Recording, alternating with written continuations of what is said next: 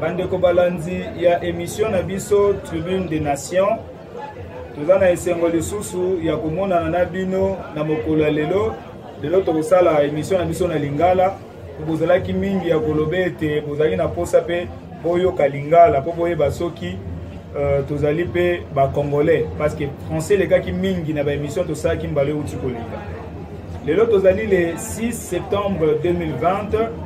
Oyanga indeko na bino évangéliste prophète Abraham Emmanuel naye lelo en tant que présentateur pona ko yamba invité na biso invité na bino bolingaka mingi koyoka le prophète René Mweni Bajoko oyo mbale uti koleka tozalaki na makambo mingi oyo a développé thème ya mboka sur crise politique oyo ezali pe existence et puis nzambe apesaki ye maloba po etalakisa na bayimboka ke ndenge nini bakonzi ya mboka esengeli basala pona kopekisa crise wana ekoba na kocontinue. Alors, Tozana Esengwa Koyamba Moussal Nanzambe, bonjour prophète. Bonjour Papa Emmanuel. Que Dieu vous bénisse infiniment. Amen. Je crois que vous êtes en forme aujourd'hui. Non, en pleine forme par la grâce du Seigneur. Ah, gloire à Dieu. Donc, vous pouvez constater que Lelo Tozalina, journaliste Osborne était parce qu'elle a empêché. Et d'entrée du jet, tu as développé thème moko Lelo Oyoza toujours cadré na makambo etali mboka parce que façon mboka ezo kendele. Batu mingi bakomo koma na ba incertitude na ba doute oyo babungisaki yango déjà kala mingi te ba ekomi kozongela bango. Lelo tokozwa tant ko solana prophète po yebisa biso lolenge nini makambo ezali kotambola. Et puis thème na biso je rappelle oyo tozo sola lelo tango nini penza oyo crise politique na mboka na biso ya Congo ekosila. Po yango nde eza la base ya souffrance ya peuple congolais. Yango nde eza la base. Alors mosali na nzambe tozali na esengo kopesa o maloba po omeka koyebisa biso na émission oyo uti koleka olobelaki biso na makambo ya crise politique po na mboka ya Congo et puis nzamba pesaki des alternatives po na batu bayoka pe bakonzi ya mboka batosa. Mais na liro makambo zo kendele c'est comme si bakonzi ya mboka bazotosa makambo wana te. Yango tozongeli yo po na demande ya peuple na demande ya ba téléspectateurs na biso o to pesi bango nyonso mbote bisika bazwami na France na États-Unis na Belgique na Allemagne na Suisse na Canada na Afrique na Océanie boza tellement ebele. Alors mosali na nzambe mekana nkopesa biso makambo o nzamba yebisaki yo tango nini penza crise politique na mboka oyo ekosila. Na reprendre les sources Papa Emmanuel pour vous dire qu'il faut comprendre comme on avait pu faire dans la fois passée. La crise n'est pas politique. La crise n'est pas politique d'abord. Elle est une crise spirituelle. Et en train de se transformer, le lieu comme on crise politique, crise économique, crise sociale. Donc, il bandit dans la spirituelle. Mais oui, c'est-à-dire quoi? C'est-à-dire Dieu a créé l'humanité pour créer le bonheur, la paix, la prospérité. Nous avons abandonné le projet Naïté. Benga Salaka Mokili, il a mis Adam à Mokili, il n'y avait rien qui était manqué, et il a voulu que l'homme vive de cette manière. Mais vous savez tous, moi je parle en tant que serviteur de Dieu, je ne parle pas en tant qu'un politicien, je prends la vision de Dieu. Parce que vous devez savoir, il y a trois types de visions qui dirigent le monde. Vision en Zambé, vision en Satan, la vision en humaniste, il y a battu. Donc ma vision a mis ça de pour se battre. Mais vision ensemble, c'est de faire un pays, c'est-à-dire un monde de paix universelle, un monde où il y a bonheur, il y a prospérité, pour que les gens continuent à l'adorer. Et c'est ce qu'il a fait avec Adam. Rien n'a été fait. Mais maintenant, qu'est-ce qui s'est passé? Vous voyez très bien, Adam a péché, nous sommes tombés dans ce que nous avons été tombés par la Satan. Mais Dieu a promis ce qu'on appelle, il faut pas relancer le projet Naël. À partir, il y a Messie qui va venir le faire. Alors, arrivé à Jésus sur la terre, il a rétabli ce projet-là pour qu'il y ait la paix, la bonheur, la prospérité. Mais ce que les gens ne comprennent pas dans ça, moi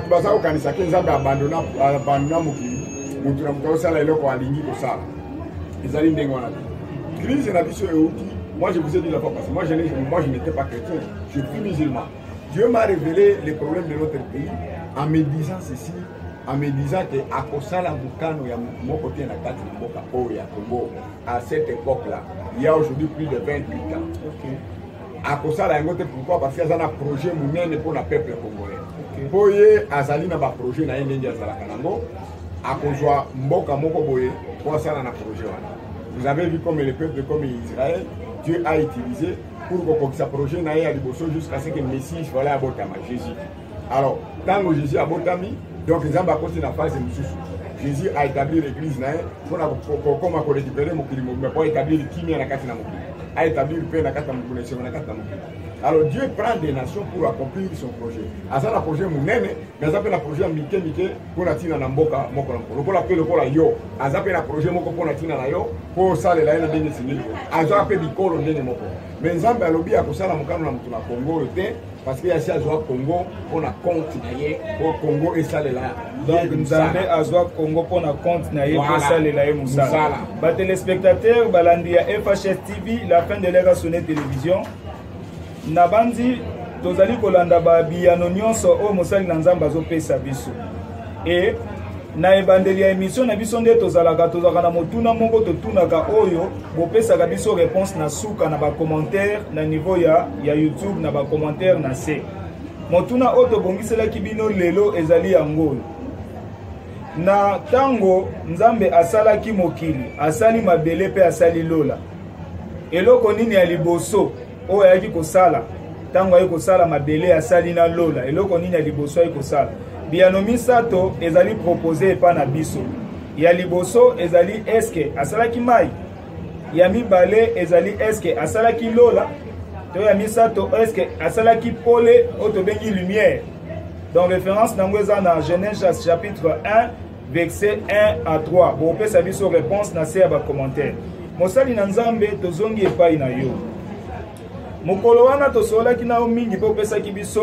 mokanda moko oyo tozali kolakisa na ba téléspectateurs lisusu abengi yango le plan de Dieu pour le rachat et la restauration de la République démocratique du Congo.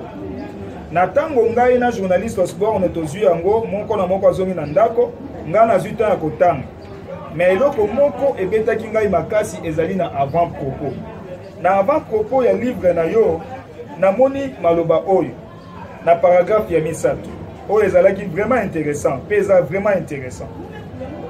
Nous sommes convaincus que la plus grande richesse que possède un peuple c'est sa vision prophétique basée sur son système de valeurs dans tous les secteurs de la vie et non sur des minéraux, de l'eau, des forêts, le pétrole, quoi qu'il est nécessaire. Un peuple qui a un système de valeurs standard et commun permettra à la nation de parvenir à l'unité de l'esprit. L'unité d'esprit engendrera la cohésion nationale. La cohésion nationale suscitera une vision nationale claire.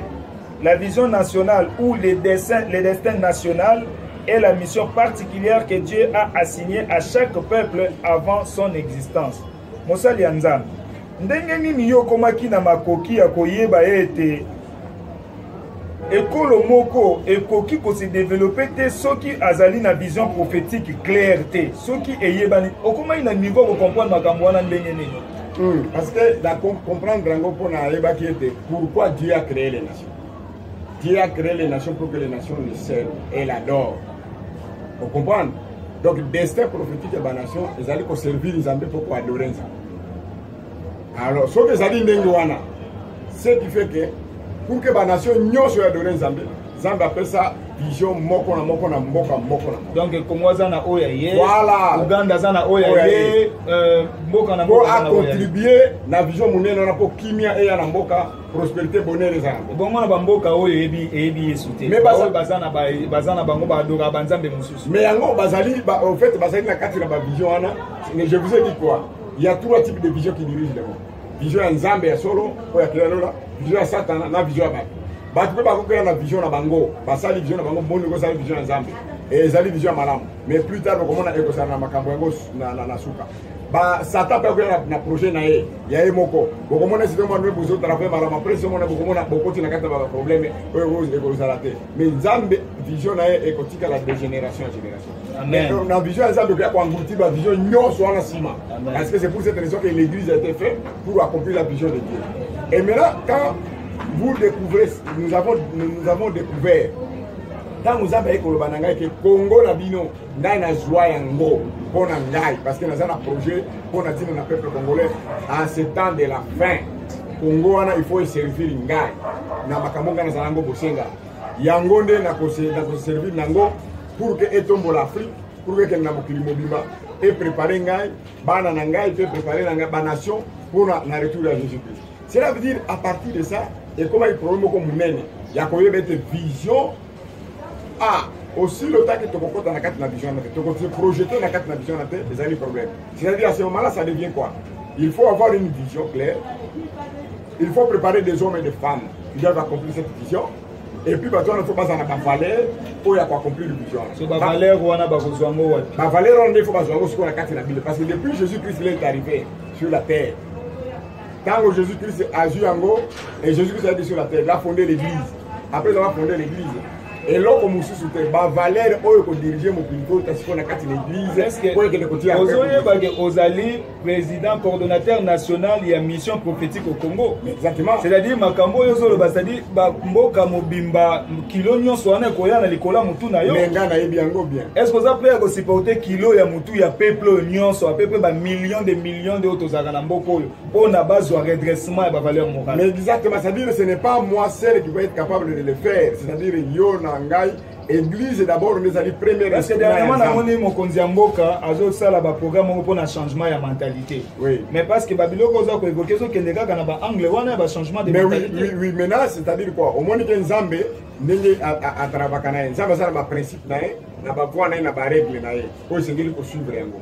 Lelo même ata pour travailler pour pesi ba congolais $1000 de salaire par jour ou bien par mois ya ba huissier banani tout comme ça. Et ceux qui vous savez l'émission, vous avez un problème. Donc ça ne changera rien. Okay. Donc Dieu, il compte sur son programme. Dieu ne peut pas juger le Congo en fonction de salaire, vous pouvez battre.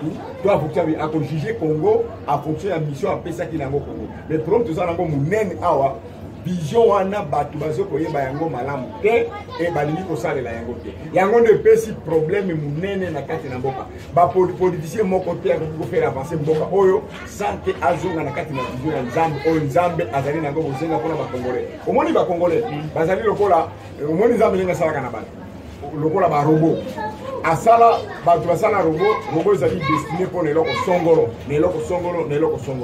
maintenant si vous déplacez le robot, vous pouvez passer un salaire ou un salaire qui est inactif, improductif, mais le fait d'avoir, je peux vous donner un exemple, le fait d'avoir cette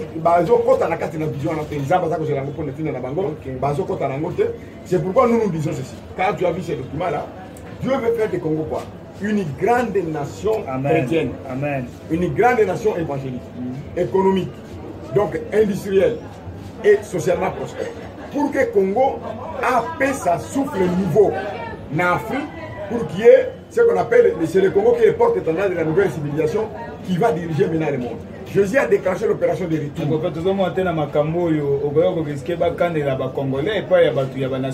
Mais exactement, c'est ça la guerre. La guerre pour Satan, il empêche que les Congolais découvrent ça et que les Congolais puissent être en mesure de se mettre sur ce rail-là. Soit il va se mettre sur ce rail-là, personne ne peut être en mesure de la coopération. Donc, Israël a comprendre la mission. Exactement. C'est pour cette raison que même des leaders qui mettent tout comme ça, qu'on essaie de disperser. Au niveau il y a l'église, au niveau il y a politique et au niveau de la société civile. Donc, ils mettent un frein, une barrière pour que les gens puissent. Imaginez-vous, aujourd'hui en Afrique comme dans le monde, si nous prenons seulement sur le plan statistique, vous avez à peu près 95% de la population à Congo est chrétienne. Catholique, protestant, l'église évangélique, soi-disant les églises de réveil. Mais pourquoi ces pourcentages? Et en Afrique aujourd'hui, tu ne trouveras jamais un pays comme ça. Et tout comme ça. C'est pour un but, c'est pour un objectif que Dieu avait cela. Mais nous ne sommes pas capables de transformer cette population-là, base à la mesure, il y a qu'on vivre ma valeur chrétienne partout où ils sont. Dans la vie personnelle, la vie familiale, église et tout comme ça. Mais aujourd'hui, tu vois que les chrétiens qui devaient être capables de faire cela, ce sont des chrétiens qu'on trouve. L'église a des problèmes. Donc les dossiers du Congo, si vous sérieusement vous cherchez à résoudre le problème de la politique, et aussi Malangote, c'est quoi motuna yango ba démarche oyo bino en MPC bozosala est-ce que ba démarche wana ko restaurer mboka ya Congo est-ce que ça biblique motuna liboso yango wana puis ami balé yango bato mingi balobaka ke basali ya nzambe baza politique mais ndenge nini MPC basali ya nzambe baza na kati mais bazali kolobela makambo ya politique. Je commence par deuxième point. Tout ce que nous faisons là est biblique. Parce que la Bible, c'est un manuel de fabricant. Ce que nous avons une voiture, ma pression, dans le prototype, pour tant de choses fonctionner. Nzambe, la Bible, les alliés pour la Bible, comment nous pouvons vivre ici sur la terre. Et dans la Bible, Nzambe d'abord message à mon ennemi après ça qui pour accomplir vision na Yohana. C'est pourquoi Jésus a dit je bâtirai mon église. Après qu'on bâtit l'église nae, aye koloba aussi, il dit tout pouvoir m'a été donné dans le ciel, sur la terre et sur la terre. Allez faites de toutes les nations mes disciples. Donc ma nation je faut comme ba disciples nzambe. Problème ezali ndenge ni akokomisa ba nation na ba disciples ya ba kinyonso. Nde aza kopesa vision moko na moko na chaque nzambe aza pe autorisé au sein de la politique. C'est une science, c'est comme la médecine, comme au fait mécanique, comme la science de nyonso. Donc ça n'a pas de problème. La politique ezali Brian Nzambe pour la conquête du pouvoir parce que bolobi toute autorité vient de qui? Les dieux. Et ben le Dieu a fait quatre principes de gouvernement. Gouvernement personnel, gouvernement familial, gouvernement à l'église et gouvernement civil qu'on appelle, vous appelez le gouvernement politique. Parce que vous dites que toute autorité vient de Dieu. Okay. Mais la Bible dit que qui a bâti l'église? C'est Jésus, c'est Dieu lui-même. Et puis il dit, il a établi à l'église, premièrement, les apôtres, les prophètes. Qui établit? C'est Dieu. Alors il dit que, toi tu dis que toute autorité vient de Dieu. Le roi. Et respecter les rois, tout comme ça, l'autorité. Non, qui a fait l'autorité? L'autorité, c'est Dieu dans la politique, c'est Dieu aussi dans l'église. Donc, ce qui fait que c'est Dieu lui-même qui est le fondateur de ces quatre principes. Donc, chacun a la responsabilité de ça. Aujourd'hui, ce qui se pose dans notre pays, les politiciens, bango bazali ko kanisa ke problème ezali kana niveau na bango. Problème ezali pe na niveau ya église parce que nzamba bazali ko linga ko utiliser église, l'église des ala capable ya influencer ba pasteur, ba nyonso, ba politicien ba pour el batindika bango na fara mosali ya nzamba. Na développement na yo zolo ba bien que église. Mais comment est-ce que le peuple congolais va continuer comme ça la confiance dans l'église pendant que ba oyo déjà baza na CENI bazoko ko bimisate candidat moko ya président ya CENI o aza intègre o aza indépendant pe azo banga nzambe.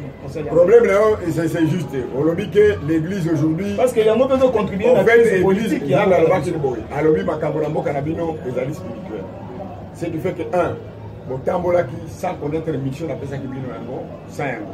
Deuxième élément, il y a la classe politique dans la médiocrité notoire.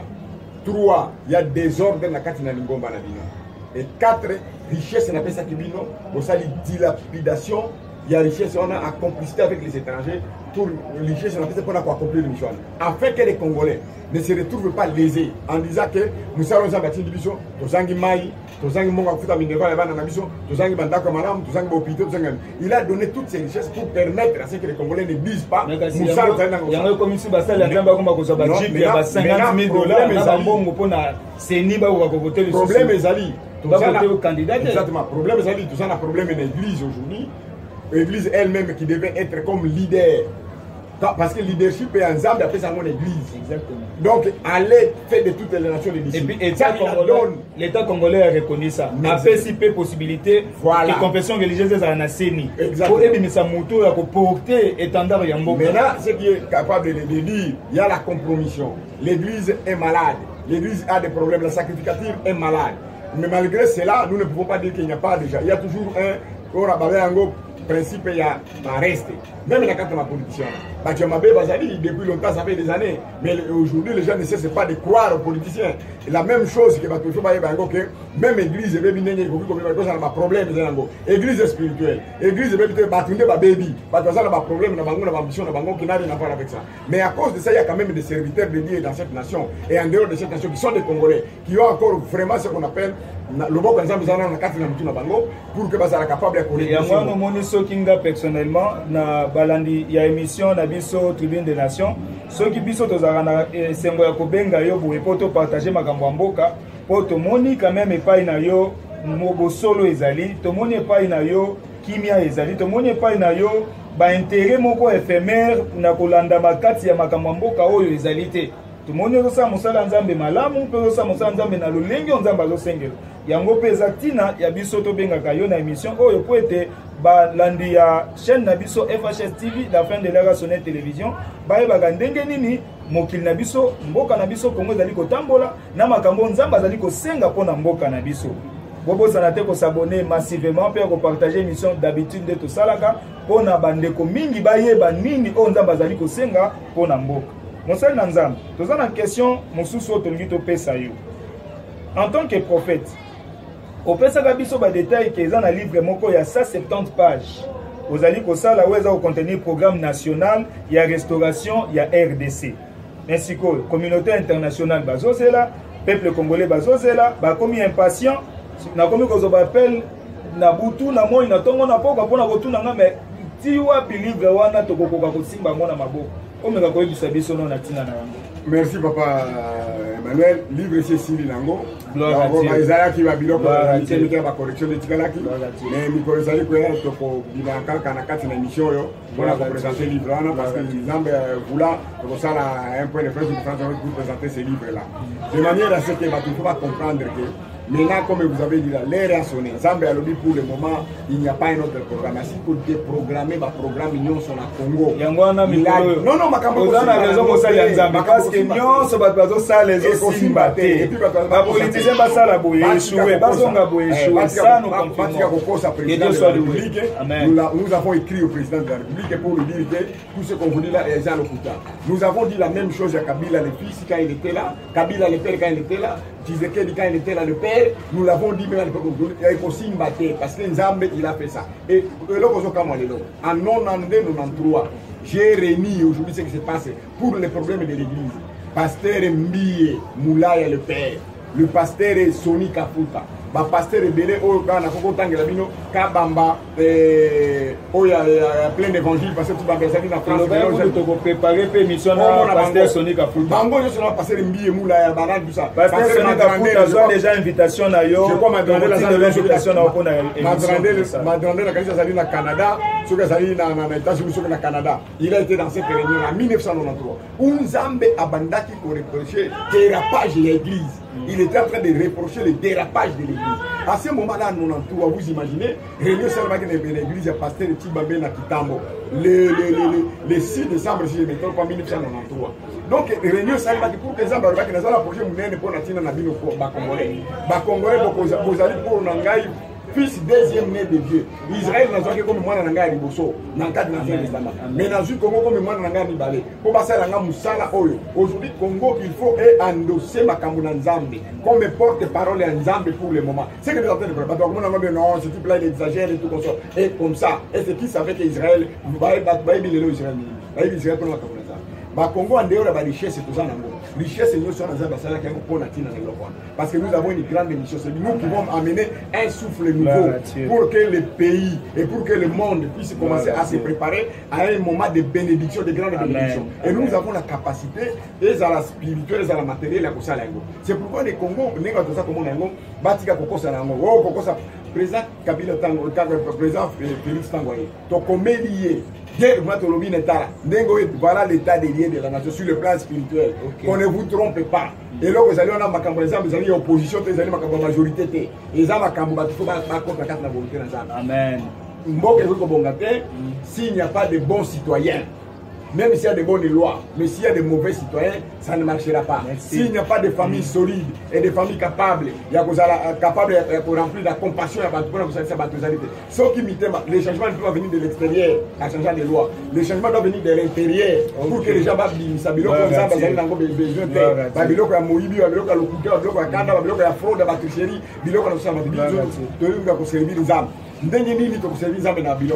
alors il faut des changements à l'intérieur. C'est pourquoi nous demandons qu'il y ait cette réunion nationale où il y aura la repentance, il y aura la conversion pour le pardon des péchés et nous puissions maintenant refonder la nation à une nouvelle nation congolaise qui va répondre à la vision de Dieu pour que le Seigneur puisse être capable de repartir. Ici, ce n'est pas le problème de gauche à droite, tout ce qu'on nous raconte là c'est des mensonges, c'est des oh va bien Kango, bazali ko emballer batu na kati na station et ko simba nango te et ko kende nango musika te. Ok. Et là, on a posé comme question Depuis que on a eu MPC, ezali na makambo ebele nzambe asalelaka bino. Mais ozomona te ke esengeli te bo aspirer na ambition politique. Est-ce que bo aspirer na ambition politique te? Parce que la majeure partie de makambo lobaka ba politiciens bato sarango te balinga ko mettre en pratique te. Et puis ba conséquences y a toujours. Est-ce que moyen kozala te ke MPC za la représenter na ambition politique pour permettre que na ba échéance électorale les oya à se représenter na ba échéance électorale à tous les niveaux? MPC a ça appel à Batignon sur tous les Congolais de part et d'autre. MPC Azali Kolinga a formé Batouana une nouvelle génération. Tolobi était comme une nouvelle civilisation à 4 Namboka, nous avons apporté jusqu'en Afrique. Les politiciens, les hommes d'affaires, les femmes d'affaires, les salles Nazambé et tout comme ça, pour permettre de préparer ce nouveau Congo. Biso ce quotidien dans la vision Nazambé pour préparer Congo Yassika. Pas Congo, vous savez comment on est encore. Congo Nazambé Azali pour préparer Ango. Les Ali Congo, il y a Batu Oyo, Bazali na crainte Nazambé. Il y a Batu Oyo, Bazali renouveler dans leur intégration par la parole de Dieu. Batu Oyo, Bazali Koye Baïte, Congo, il faut que nous ayons une dimension, il faut que nous ayons une place sur le plan politique, sur le plan économique, sur le plan social. Zambé a fait que la richesse pour le Congo, pour que le Congo soit capable de servir Zambé, d'engager et de faire des choses. Dieu veut se glorifier à partir de Congolais. Nabisi Kanyo sur Bazali. Congolais Bazali, vraiment, na tina te ya ko vivre makambo baza ko vivre lelo ezanga na tina te mais comme les ambassadeurs qui ont décidé et de se maintenant l'air a sonné Zambé a déprogrammé makambo sur la Congo ba bazali ko kosa na bango albi ko kemba ko kenda bango place mon côté et il faut qu'il y ait cette réunion nationale et cette réunion nationale ce n'est pas pour aller prendre les pouvoirs c'est pour aller distribuer les gens les pouvoirs les gâteaux les ceci pour que les gens puissent se remettre en cause de tout ce qu'ils ont fait. Amen. Tout ce que nous avons fait ici cette crise là que vous avez vu aujourd'hui c'est transformé dans la crise politique. C'est ce que tu es en train de voir. Bilo comme ça là, ça t'a allé comme ambition pour que nous soyons mûrs contre les armes. Donc ma fraude, ma tricherie, ma macambonie, cette crise ne permettra jamais de merci. Donc ça peut être résolu que par sur le plan spirituel. Merci d'abord. Vous avez 1 minute parce que Basel Bisso aussi n'a régi de 3 minutes. Vous avez 1 minute. On peut sa dernière mot et puis on peut sa message moko. Ton conseil moko na mokonzi mboka, ton peuple congolais. Topé coupé ça peut mbote na bande konyo so bayebi yo to bazali kolanda ona mbonga ko. Gagne azali ko s'adresser na peuple congolais à travers le monde entier et à commencer par la République démocratique du Congo. Botika basali na Zambé musala na bino ezali ko lakisa batu nzela ya kolanda. Botika kokosa batu. Vous avez fait ça fait 28 ans que nous tozali ko lobana bino likambo oyo. Moi j'ai raconté papa Etienne Tshisekedi wa Mulumba. J'ai raconté tout ça. Kabila le père, Kabila le fils, nous avons fait des documents jusqu'au point il a rassemblé tous les hommes de Dieu pour qu'on essaie de faire ce travail en fait que tout le monde a quatre volonté dans l'âme. Mais nous remercions en passant le président Félix Tshisekedi qui a dédié, a fait les dédicaces de la nation, mais le fait d'avoir dédicacé la nation, Zambé a Kangi Mboka. Alors maintenant, Mboka il ne va pas remettre le pays pour que nous puissions construire ce que nous avons fait. Donc le problème c'est la guerre, ils arrivent d'abord dans Zambé, il faut qu'on règle les problèmes de Dieu. Je peux dire que la bande à travers le monde entier, les Congolais sont Bazali, je peux dire que moi si nangai maman Yvette meta mini, na bana nyonso Bazali na kati na biso et puis na baoyo so bana biso muri Bazali na bisika nyonso. Maman Yvette ngapi na bakiseli ombote mingi dans le monde entier au Bazali Kolanda et vous devez savoir que nous travaillons pour que nous ayons cette conférence là. Parce que biso peut condimenter cette conférence on est sans limite pe mboka pe et gongo kende liboso de photo tele mboka mboka faut tele ma protection kende là un nouveau départ. Merci en tout cas to comme na suka émission na biso tika Nzambe ya pambola bino bozalaki mingi ya kolanda biso et abino ndeko na bino évangéliste prophète Abraham Emmanuel Jospin Bomolo Bolongo makambo mingi eza ko solana prophète metan eza mukie Zwambo Tekuna ebele mwasi na ngai première dame ya prophète Abraham Emmanuel maman Bénédicte Bomolo Zwambo Tekuna bande konyos posana États-Unis notre frère Grâce de frère John Makonda au niveau du Canada. Vous êtes tellement nombreux, Jonas Somawa en France et Kobo s'en appelle papa Philippe. Oyo mobali ya mama mami ba pesi biso sika poto tourner émission Nzamba Pambola Bino FHS TV Nzamba Pambola Bino libre échange public Nzamba Pambola Bino Initial Lover ba groupe nyonso na Geraka na niveau la plateforme internet Nzambe Apambola Bino et puis tokozanga tembala ya sima kobenga prophète poto silisina été mais tuna misusu ezali awa pe makambo mingi eza koloba mengonga epesi biso pasi et puis journaliste Osborne esika ozali yo bezo mbote na yo prophète a tout nié le amoni yote na koliki ete mbala sima okomonana et puis tokosala na yo ba émission ndenge to mesana kosala tika kimia ya Nzambe etikala omabota wa bino nyonso pe esengo nzambe ezala na bino. Réponse na biso ya question oyo ya évaluation na ebandeli. Réponse ezali après avoir kosala molo pe kosala mabele yawe asalaki pole oyo tobengi lumière. Donc yo oyo komi yango na se, félicitations ozwi na motuna oyo totunaki nzambe apambola bino. L'homme de Dieu to pesio maloba po pesa bandeko oyo baza kolanda yo sikoyo numéro ba coordonnées na yo ba coordonnées à MPC plus 243 plus 243 85 85 370 370 50 50 85 85. Donc na WhatsApp pe numéro de koleka. Gloire à Dieu. Donc bobenga mosali na nzambe na WhatsApp, ton appel direct à koyamba bino pe akopesa bino ba réponse na ba question nyonso o boko poser. Biso ba numéro na biso eza affiché au bas de l'écran. Vous pouvez nous contacter à tout moment comme vous en avez l'habitude. Tous ensemble na Yesu Masiya tokolonga, na Yesu Masiya nyonso nzamba pesi mosali na ye. Pezo pesa basali na mboka oyo pe MPC ekokokisama. Tika nzambe apambola bino. Yesu Masiya azali nzambe ya milimo ya basakoli. Ndenge tolobaka na suka ete Jésus-Christ est le Dieu des esprits des prophètes. Que Dieu vous bénisse. À nous revoir très prochainement. Bye bye. Merci l'homme de Dieu. Que Dieu vous bénisse.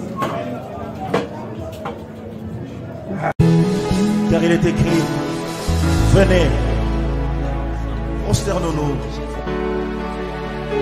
humilions-nous, fléchissons les genoux devant l'Éternel notre roi. Nani akotele mwipayo tele mimokonzi.